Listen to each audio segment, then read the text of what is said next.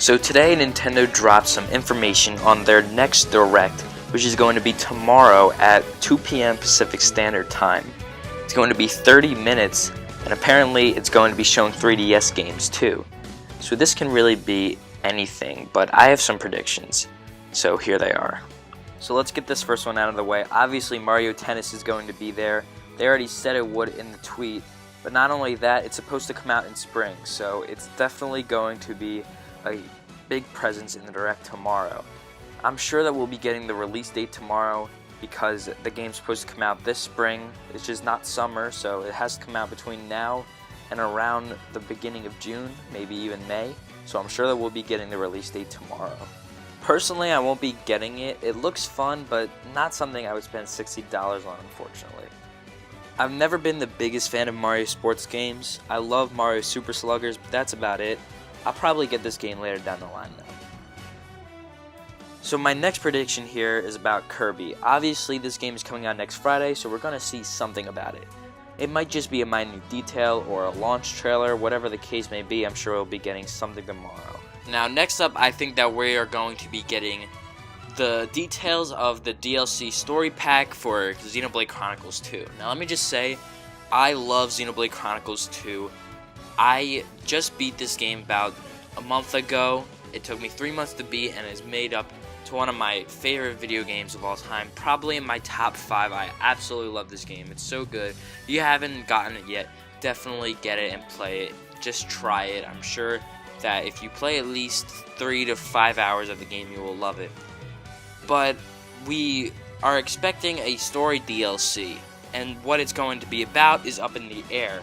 But I do have an idea of what it's going to be about. Now, trust me, I will not spoil anything about this ending at all. Trust me, I want everybody to experience this ending on their own because it's just that good.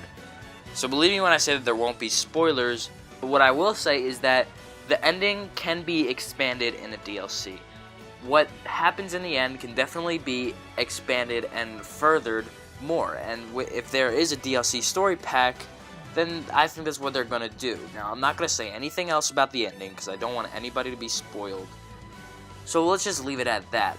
But the thing is about the ending is that I'm sure a lot of people haven't even gotten to the ending yet. I got the game around launch and I just beat it in, I think, February, middle February. And I had 100 hours on it. So obviously it takes a long time to beat the game. There's about 5 hours per chapter and you can do more with it. So even more than 5 hours, I'm pretty sure. So definitely everybody needs to take their time with this game. So they might just reveal details about it and when it's coming. Probably not a trailer, but if they are going to release this story pack this year, they should definitely announce it at E3. I think enough people will be done by then. That's 3 months from now, so that should be enough for everybody who is really hardcore about Nintendo can finish the game. But I think most hardcore fans of Xenoblade 2 have already beat the game anyway. So, but like I said, they don't want to spoil it. So probably not a trailer, maybe some details about it. They might go on about the New Game Plus and then say, hey, here's the story pack DLC coming April or May. So it depends on what they're going to do.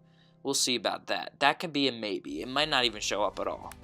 While we're still on the topic of DLC, I think that Breath of the Wild and Mario Odyssey are both going to get DLC. But I think that it's not going to be anything substantial. We already know that the Zelda team has moved on to the next project, so I think it's possible that maybe a smaller team is working on something else, like side quests, some more costumes, maybe some more additions like a bow or like the bike. That could be something that a smaller team is working on that isn't really story related or that big. I think it's possible, and also for Mario, I just think that we're going to be getting new costumes, no new kingdoms, nothing like that. I definitely don't think that we're getting a sequel to any of those games anytime soon, so don't expect it tomorrow or at E3. And I also think that Pokken Tournament is going to be getting a DLC fighter, and it could be announced tomorrow, because one fighter isn't really that much of a big deal. And why I think it's only one fighter is because with the character select screen with Aegislash, there are 2 open slots, and we know that Blastoise is coming in 2 weeks, so with that we'll have 1 slot open. Now that's not to say that they can't have any more, But at least we can expect one more character because they're not going to have that part blank. That would just not make any sense. I think at the very least we'll get a trailer for Blastoise tomorrow because he's coming out in 2 weeks. And then maybe we'll get the reveal of our next fighter, like we did with Aegislash. There was a trailer for Aegislash, and then they revealed Blastoise. So I think it's definitely possible to expect that tomorrow. I think that that's perfect for this kind of direct. It's not too big, but it's not too small. There's still a big following for Pokken, and it makes them money. But then again, maybe they've waited this long to release this last character because it's a new Pokemon or maybe a new form. Now this is really far-fetched, but it's a good segue into what we're going to talk about next, which is Pokemon on the Switch. As most of you already may know, the new Pokemon game that is supposed to be coming out has been confirmed to be coming out for the Switch. It was revealed at E3. The thing though is that we know nothing else other than the fact that it may take more than a year to make. So we don't know if it's coming out this year. We definitely don't know if it's coming out next year. I see many people thinking that the game is coming out this year, just coming out in December. But the thing is, I'm not buying it. If it was coming out this year, it would have been released a long time ago, maybe even before February 27th, which is the 20th anniversary of Pokemon, which is when they usually announce all their games. That's because it's one of a kind. There's nothing like it, and it would want to go into full promotion as soon as possible, just kind of like Mario and Zelda did. Mario got announced in the January Direct, and it was a long time coming for almost a whole year.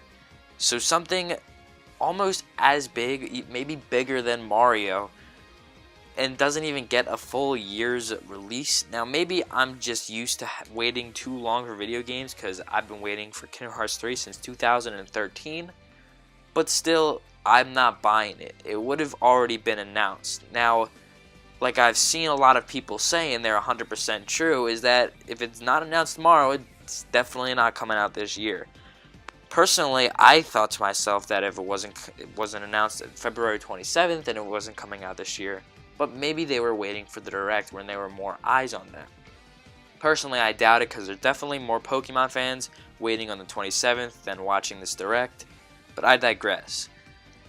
It's possible, but I would say maybe a 25% chance that this game is coming out this year, and if it is coming out this year, there's a 100% chance it's going to be announced tomorrow.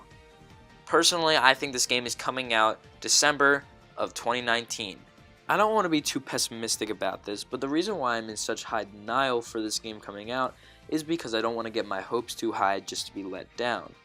But I'm not a closed book. I do think that there is a possibility. For example, there is not a very good winter lineup right now. We don't know much of the games coming out for the rest of the year.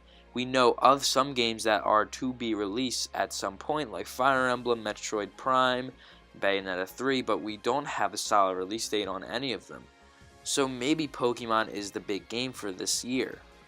Which is why tomorrow is such a big Direct, because if it is coming out this year, it is 100% going to be confirmed tomorrow.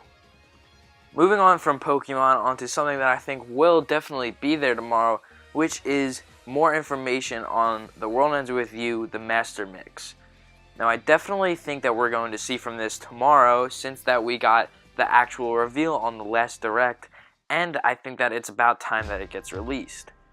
I think this has been taking so long pretty much because that we're getting a physical release. I think that they've been working on this for a while so that they can release it around this time, before E3, and before everything gets too hectic that it won't be noticed. I think that if it gets released sometime before June, and a physical release, that would be enough time. The World Ends With You is one of my favorite video games of all time, so I'm really excited for more people to get a chance to play it so that maybe we can get a sequel.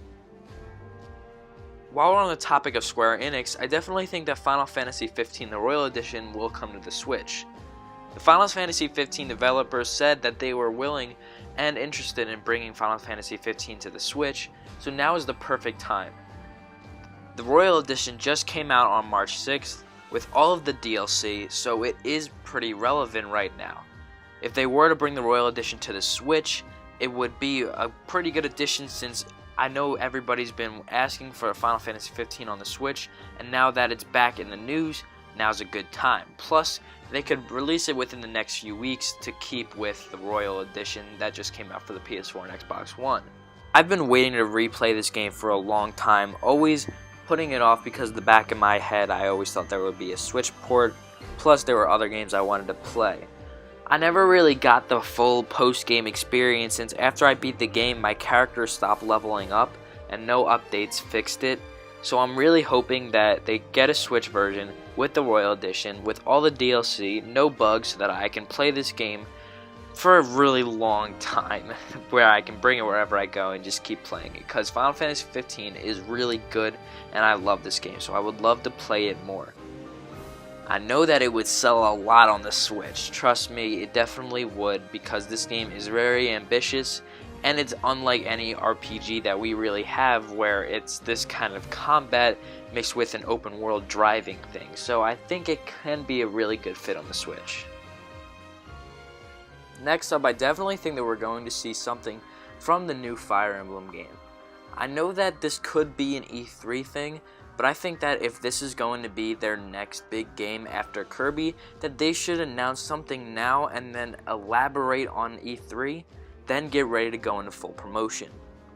They could just make the regular Fire Emblem game with the same formula they've been doing for the past couple of years, and that would be really great.